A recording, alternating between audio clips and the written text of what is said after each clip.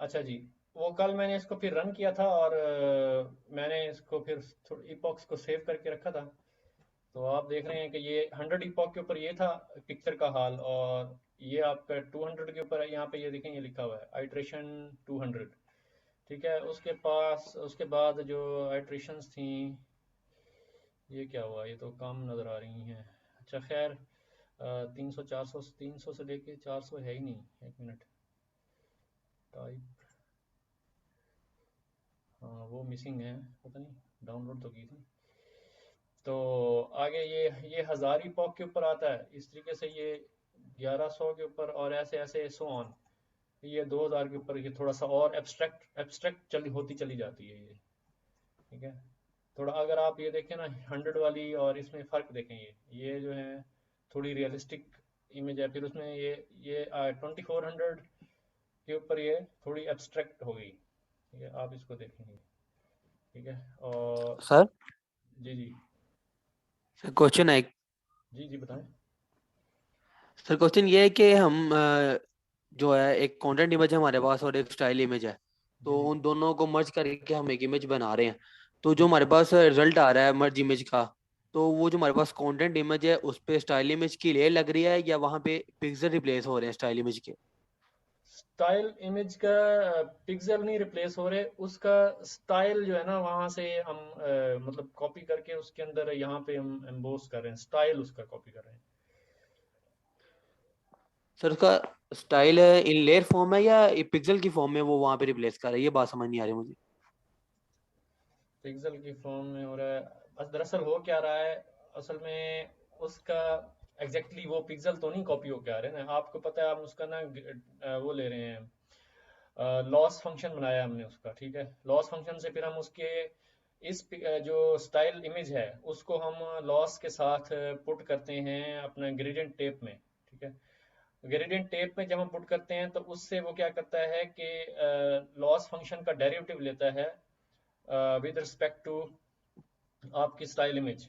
ठीक है, उससे आपके पास आते हैं ग्रेडियंट्स या डेरिवेटिव्स जिसे कह सकते हैं। ठीक है, इसका मतलब है कि अगर हम आपकी लेयर के जो लॉस में अगर चेंज करें, तो आपकी पिक्चर में उसके मुताबिक क्या चेंज आएगी, जो आपकी स्टाइल, सॉरी स्टाइल इमेज नहीं, कम्बिनेशन इमेज, तो उसमें क्या चेंज आएगी, वो जो है ना ग्रेडियंट्स हम कैलकुलेट करते हैं ना, तो फिर हम उसको उन ग्रेडियंट्स को जो है फिर हम ऐड करते हैं आपके। हमने उसका लिखा था, मैं इसको बोलता हूँ यहाँ पे।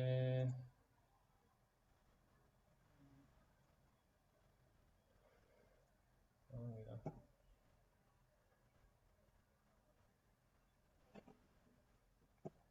ये था,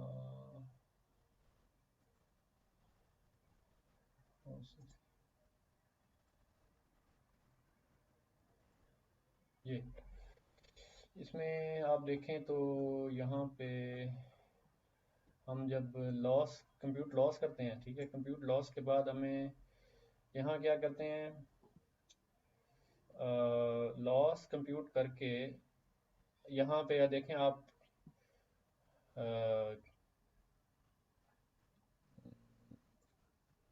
लॉस का कंप्यूट, लॉस कंप्यूट में हम इमेज सर डालते इसमें हैं। ये जो लॉस है, एक मिनट, लॉस पहले इज मुझे इक्वल एक टू लॉस सवाल का प्लस जवाब, क्वांटम। एक सवाल को ज़रा देखने दें, फिर उसके बाद अगला सवाल। तो यहाँ पे आप क्या करते हैं, स्टाइल लॉस कल कॉल करते हैं।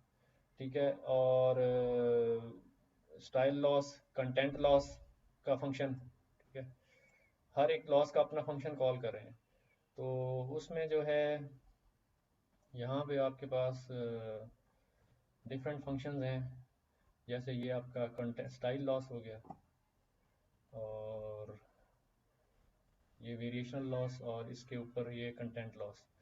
तो डिफरेंट लॉसेस को जब आप यहाँ आपके पास स्टाइल लॉस में क्या कर रहे हैं, स्टाइल इमेज और कम्बिनेशन इमेज, और इसके इससे जो है आप क्या कर रहे हैं, एक मिनट, लॉस लॉस निकाल रहे हैं, ये आ गया ना लॉस। ठीक है, लॉस का मतलब आप क्या कर रहे हैं, स्टाइल और कम्बिनेशन, स्टाइल में से कम्बिनेशन माइनस करके जो उस पर फर्क आ रहा है, तो वो आपका लॉस मतलब हो रहा है। आप उसका L2 नॉर्म जैसे लेते हैं। तो वो लॉस आता है। लॉस आपका आया इधर, जब आपका लॉस इधर आया, अ, आपने यहाँ पे कॉल किया, जब भी आपका लॉस यहाँ पे आया, तो उस लॉस को आपने जो है ऐड किया है अपने टोटल लॉस में, ठीक है। टोटल लॉस में जब ऐड किया तो यहाँ से आपका टोटल लॉस रिटर्न हो रहा है, सही। जब ये टोटल लॉस रिटर्न हुआ, उसमें आपके पास ये आ जाए ग्रेडियंट में आएगा यहाँ पे, ठीक है। जब आप कॉल करेंगे ना ग्रेडियंट में, तो आपका जो लॉस है यहाँ पे, इसको आपने जब कॉल किया लॉस फंक्शन को, तो कंप्यूट लॉस को, तो सारे का सारा लॉस आपके पास यहाँ पे सम होके आ गया, वेरिएशनल लॉस, स्टाइल लॉस और कंटेंट लॉस। तो उस सब को यहाँ पे आपने जब कर लिया, तो यहाँ से आपके पास देखें अब यहाँ क्या हो रहा है। यहाँ पे हो रहा है कि ग्रेडियंट फंक्शन जो है वो कॉल कर रहा है लॉस और कम्बिनेशन इमेज के ऊपर, यानी कि आपकी जो कम्बिनेशन इमेज के जो के हिसाब से, यानी कि लॉस अगर हम ज़्यादा या कम या ज़्यादा करें, ठीक है, दैट मीन्स कि आप पार्शियल डेरिवेटिव जैसे लेते हैं ना, partial derivative of loss with respect to combination image, ठीक है। तो आप अगर कोई भी लॉस कम ज़्यादा ज़्यादा करें, जैसे आप कम्बिनेशन लॉस ज़्यादा कम, मतलब कंटेंट लॉस को कम या ज़्यादा करें, या आप स्टाइल के लॉस को कम या ज़्यादा करें, तो उससे जो है कम्बिनेशन इमेज के ऊपर क्या चेंजेस आ रही हैं, ठीक है। तो दरअसल हमारा ऑब्जेक्टिव जो है वो लॉस फंक्शन को कम करना है, ठीक है, बेसिकली। तो जैसे जैसे लॉस फंक्शन कम होता चला जाएगा, वैसे वैसे हमारा क्या है कि हम लॉस फंक्शन को कम कर रहे हैं, दैट मीन्स कि हम कंटेंट को प्रिजर्व कर रहे हैं और स्टाइल को भी प्रिजर्व कर रहे हैं, क्योंकि लॉस के अंदर दोनों किस्म के लॉसेस मौजूद हैं, कंटेंट लॉस और स्टाइल लॉस, ठीक है। तो ये है, तो इसलिए जब आप सर अगर जो मुझे समझ आई ये बात हम्म, जी जी बताएं। जी सर, मुझे ये बात समझ आई कि यानी कि जो भी चेंजेस हो रही हैं वो सारी मैथमेटिकली हो रही हैं दोनों पिक्चर्स में। जी जी, आपका असल में जो आपके पास बेसिकली अगर आप देखें ना, तो ये ग्रेडियंट में जो है यहाँ पे क्या हो रहा है, ये आपका पार्शियल डेरिवेटिव लेगा और उससे ग्रेडियंट बड़े निकालेगा। पढ़ना कि तुझे बचिया तेरा खाना खराब हो गया था खराब। क्या हो रहा है यार,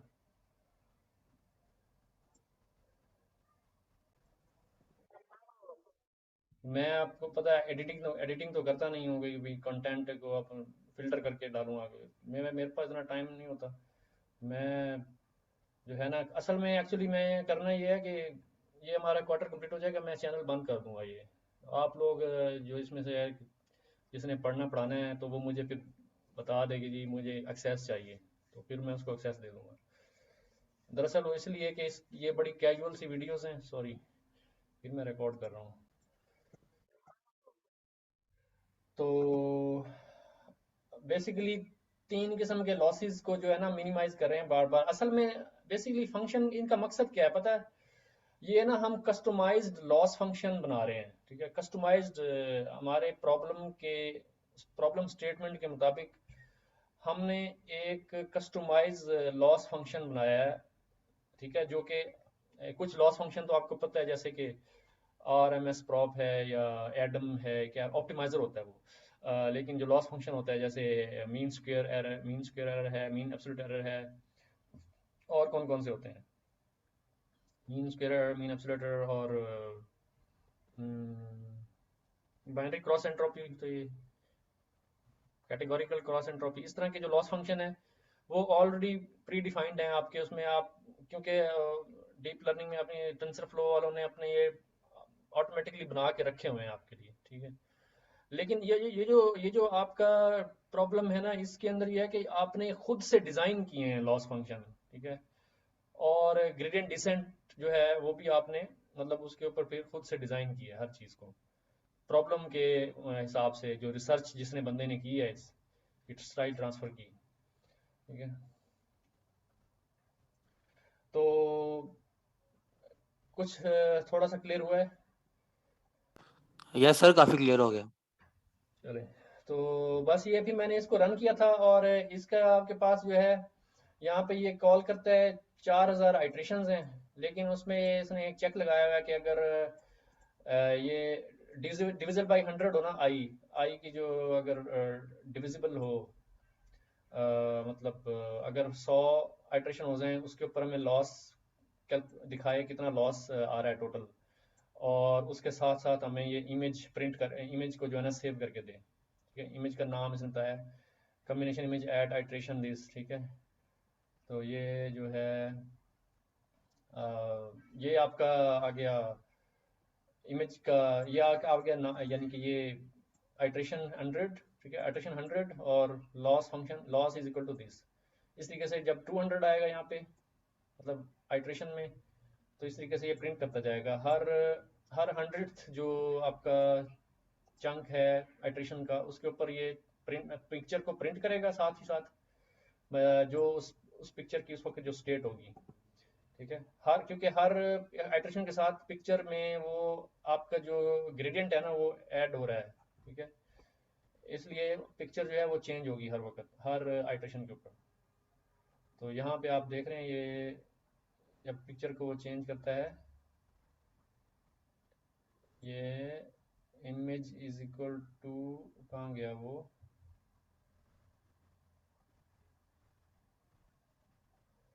ये हमने कल देखा था।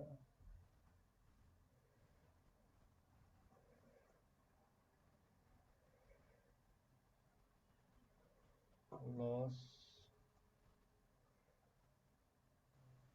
ग्रेडियंट्स, यहाँ आए ग्रेडियंट्स और कंप्यूट लॉस एंड ग्रेडियंट्स, कहाँ पे इसको कंप्यूट लॉस एंड ग्रेडियंट्स, तो लॉस ग्रेडियंट्स ये आपके पास आए, लॉस और grades, compute loss and grades. तो यहाँ पे इसको जब कॉल किया, इसमें पिक्चर नहीं चेंज हो रही। सर जो पिक्चर सेव हुई है वो ओपन कर लें, वहां से नजर आ जाएगा। नहीं नहीं नहीं, मैं देखना चाह रहा हूँ कि फार्मूला के मुताबिक पिक्चर को कहाँ वो चेंज कर रहा है, पिक्चर के जो पिक्सल्स हैं।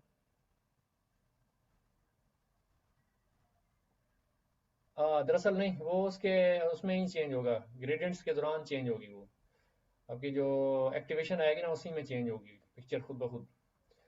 तो हमने जो पहले वाला जो की थी ना एग्जांपल, जिसमें आप कर रहे थे डीप ड्रीम में हम पिक्चर को खुद चेंज कर रहे थे।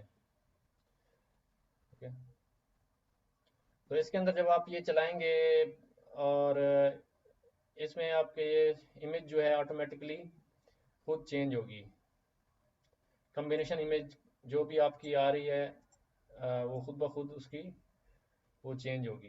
ठीक है, एक्सक्यूज मी सर। जी जी।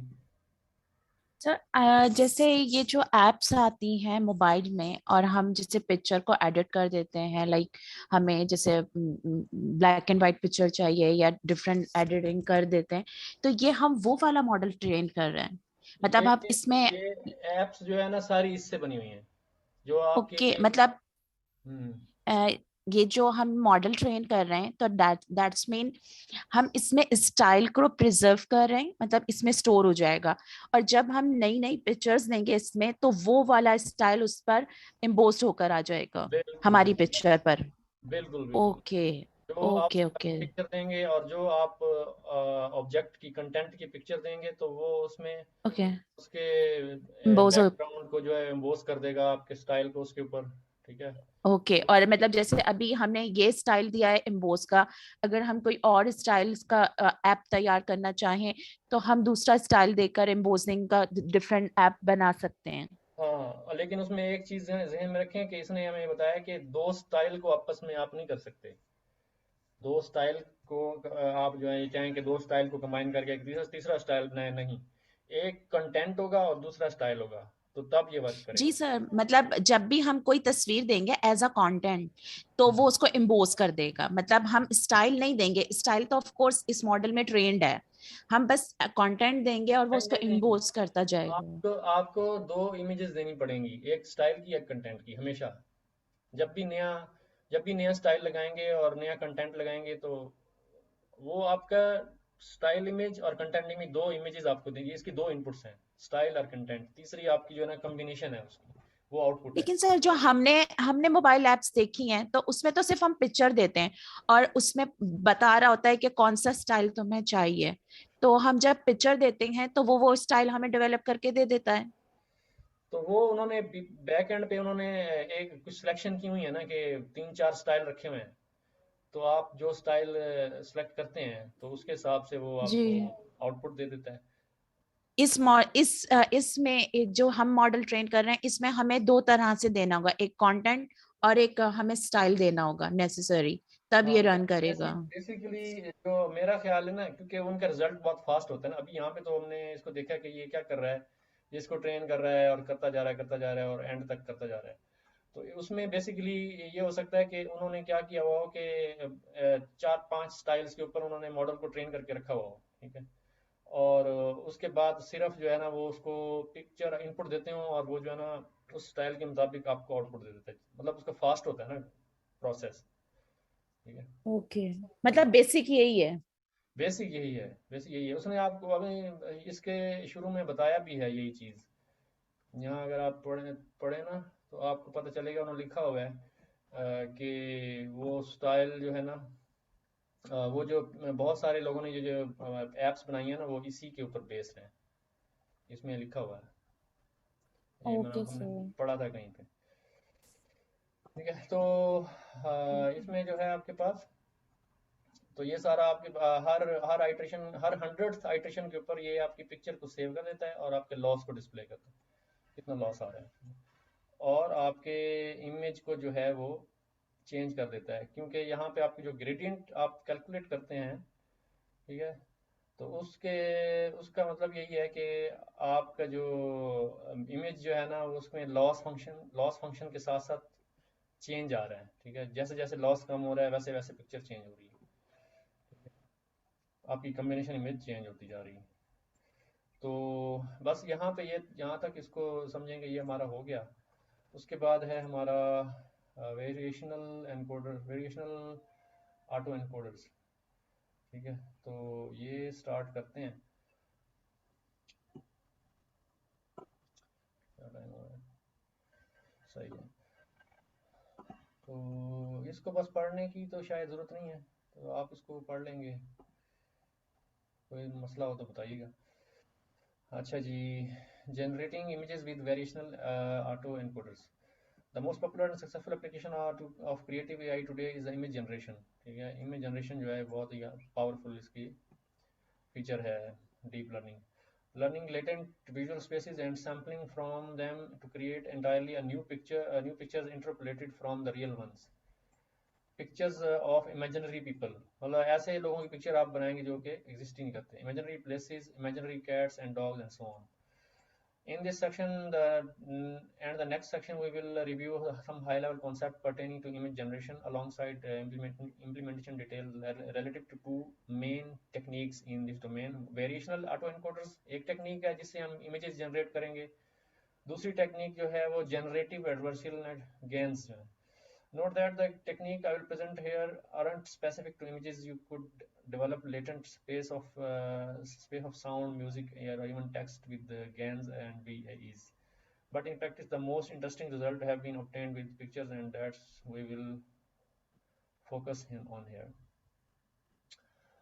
तो आपके पास sampling from latent spaces of images, आपके पास यहाँ से जो है इसको पढ़ते हैं। The key idea of image generation is to develop a low-dimensional latent space of representations, which, like everything else in deep learning, is a vector space. तो latent space का क्या मतलब है? Latent space का क्या मतलब है? क्या कह सकते हैं latent space? Latent का मतलब क्या होता है?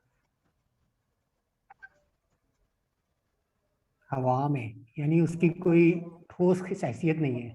A latent space, also known as a latent feature space or embedding space, is an embedding of a set of items within a manifold in which the items which resemble each other more closely are positioned closer to one another in the latent space. Embedding space of a set of items within a manifold in which items which resemble each other closely are positioned closer to one another in the latent space. अच्छा, latent की अगर हम देखें तो सिर्फ latent की अगर हम देखें डेफिनेशन, ये तो अच्छा, ऐसा करें, इसको इमेज में चेक करें, लेटेंट स्पेस को इमेजेस में जाएं। अच्छा, लेटेंट स्पेस का मुझे है, ठीक है। इमेजेस में ज्यादा क्लियर नजर आएगा। अच्छा, यहाँ पे एक चेयर की एक एग्जांपल थी। ये जो चेयर वाली एग्जांपल है, ये नीचे इंटरपोलेशन इन लेटेंट स्पेस, ये वाली, ये वाली इसको क्लिक करें, ये वाली। तो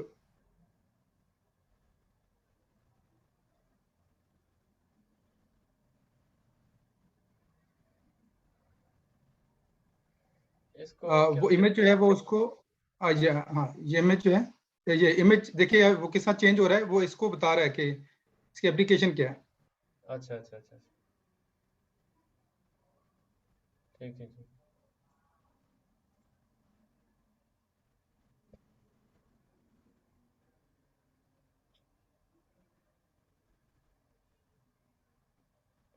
हाँ, मतलब इसको थोड़ा सा आइडिया हुआ कि एक ही मतलब उसकी शेप जो है उसको थोड़ा बहुत चेंज करके, थोड़ी बहुत वेरिएशन लाके एक और शेप उसने डिस्कवर कर ली, ठीक है। बिल्कुल, इससे तो उसको कंप्रेस करके तो वो ज्यादा क्लोज कर दिए उसके जो एजेस हैं, और उनको एक जगह इकट्ठा कर दिया। फीचर्स मतलब उसके जो हैं फीचर्स एग्जैक्टली। ठीक है। इसको पढ़ते हैं। Suppose we compress the data of the two chairs and table images above into 3-dimensional vectors 0.405 and 0.45. If we interpolate on the latent space, we will make sample in the latent space between a cluster chair and a cluster table. From the pre-installed cluster, we will feed into the decoder. As a result, we will have a new image between chair and a table of the shape. ये थोड़ा बहुत इसको study करें latent space को।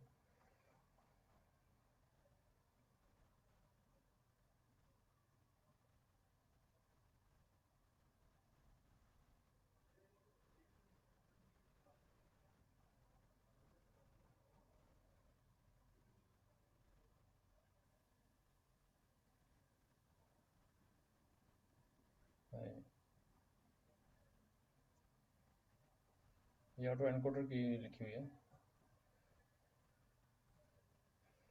चलें, खैर इसको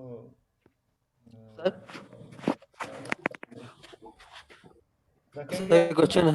जी जी बताएं। सर वो जरा चेयर वाला जो आपने आर्टिकल ओपन किया सर, रेकमेंड कीजिएगा।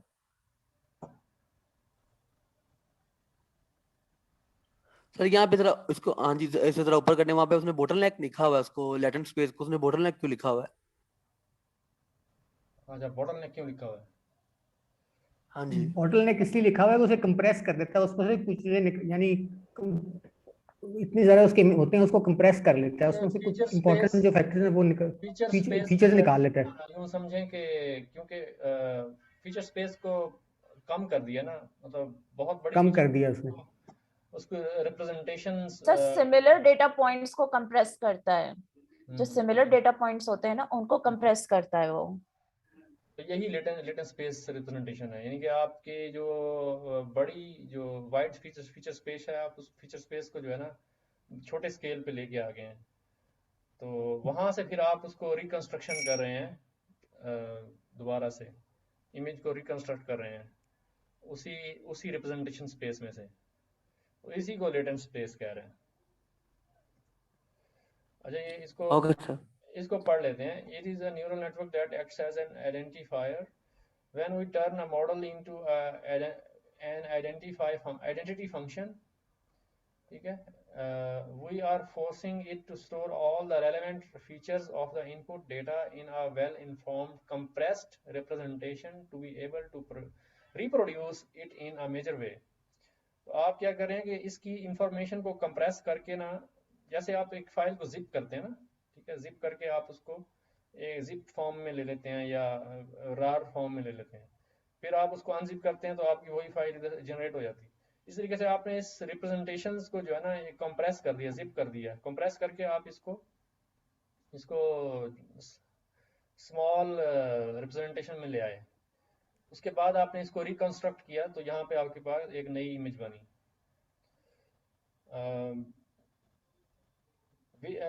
Correct with the original input, of course that compressed representation is the latent space as you can see in the image above। मतलब दूसरे लफ्जों में जब आप एक इमेज को अगर आप उसकी रिप्रेजेंटेशन स्पेस को अगर कंप्रेस कर दें, कंप्रेस करके फीचर स्पेस को आप कंप्रेस कर दें, तो वो असल में जो है उसको लेटेंट स्पेस रिप्रेजेंटेशन कहते हैं इस इमेज की। तो इस इमेज से आप इसी लेटेंट स्पेस से जो है ना आप इसको रिकंस्ट्रक्ट करते हैं, और दूसरी अनसीन और एक इमेजिनरी जो शेप्स हैं या इमेजेस हैं वो आप इससे रिप्रोड्यूस कर लेते हैं। ठीक है जी। Where any point can be mapped to a valid image, an image that looks like the real thing. अब आपके पास जो भी एक पिक्सल आएगा उस लेटेंट स्पेस के अंदर, उसको आप मैप करके एक इमेज उसका एक इमेज का एक सेगमेंट आप उसे कंस्ट्रक्ट कर लेंगे, रिकंस्ट्रक्ट कर लेंगे।